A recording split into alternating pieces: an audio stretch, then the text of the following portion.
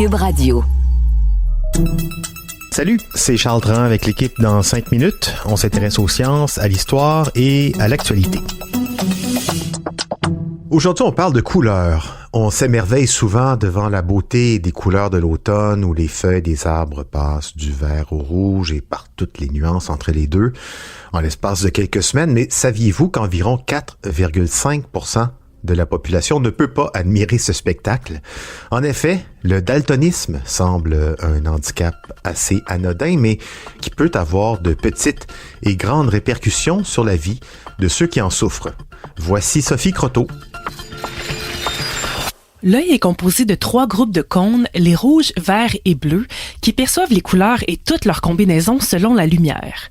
Le daltonisme, ou dyschromatopsie, est une incapacité à distinguer certaines couleurs parce que les cônes de l'œil ne fonctionnent pas correctement ou sont tout simplement absents.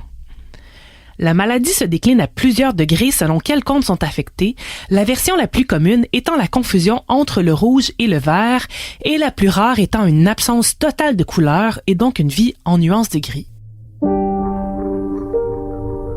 C'est une maladie majoritairement héréditaire, mais qui peut aussi se développer avec le diabète ou la sclérose en plaques, ou même avec la prise de certains médicaments comme des antibiotiques.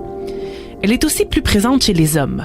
On parle d'environ 8%, soit un homme sur 12, contre une femme sur 200.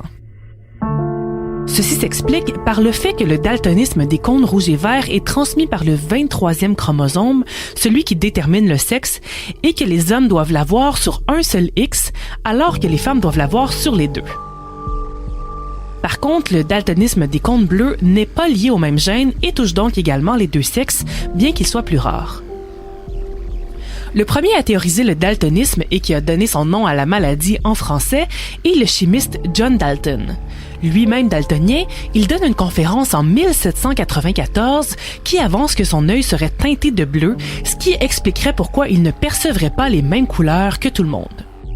Il offre même qu'on dissèque ses yeux à sa mort pour confirmer son hypothèse, ce qui sera fait en 1844. Malheureusement, Dalton n'avait pas tout à fait raison. C'est plutôt Thomas Young qui mettra le doigt sur son problème.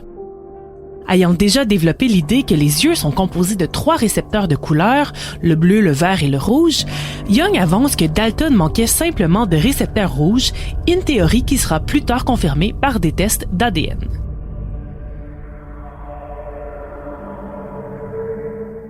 Si on a dû attendre jusqu'au 19e siècle pour qu'on commence à s'intéresser au daltonisme, c'est parce que la maladie avait jusque-là très peu d'influence sur le quotidien des gens. Mais l'industrialisation et surtout la construction massive de chemins de fer posent de nouveaux défis et on se rend rapidement compte que plusieurs accidents de train sont dus au fait que les conducteurs n'arrivaient pas à distinguer les lumières rouges et vertes. Le problème est si grave et courant que Charles Dickens s'en inspire même pour une de ses nouvelles, The Signalman, écrite en 1866. C'est le physiologiste Fridtjof Holmgren qui pense le premier à développer un test pour détecter le daltonisme en 1875, qui consiste tout simplement à comparer des bouts de laine colorés les uns aux autres. Le test qu'on connaît le mieux aujourd'hui, celui des chiffres dans des cercles de couleurs composés de petits points, est développé en 1917 par l'ophtalmologiste japonais Shinobu Ishihara, qui donne son nom à la charte de 38 cartes. C'est un handicap qui affecte les gens dans leur quotidien à des degrés plus ou moins graves. Par exemple, on peut imaginer que la nourriture a l'air bien moins appétissante quand on ne la voit que jaune ou verte, ce qui peut compliquer la tâche de nourrir un enfant difficile. Malheureusement, le daltonisme bloque aussi l'accès à plusieurs emplois, particulièrement ceux liés au transport comme l'aviation. Il n'existe pas non plus de traitement pour la maladie, bien que des lunettes colorées puissent aider à corriger certaines couleurs en les rendant plus vibrantes. Récemment, une équipe de scientifiques de la University College London a toutefois fait un premier test sur 2 enfants souffrant d'achromatopsie, soit une absence totale de couleur, en leur administrant une thérapie génique dans le but d'éveiller les photorécepteurs des yeux. Le traitement n'a pas pu régler leur daltonisme, mais leur a tout de même permis de mieux percevoir les contrastes.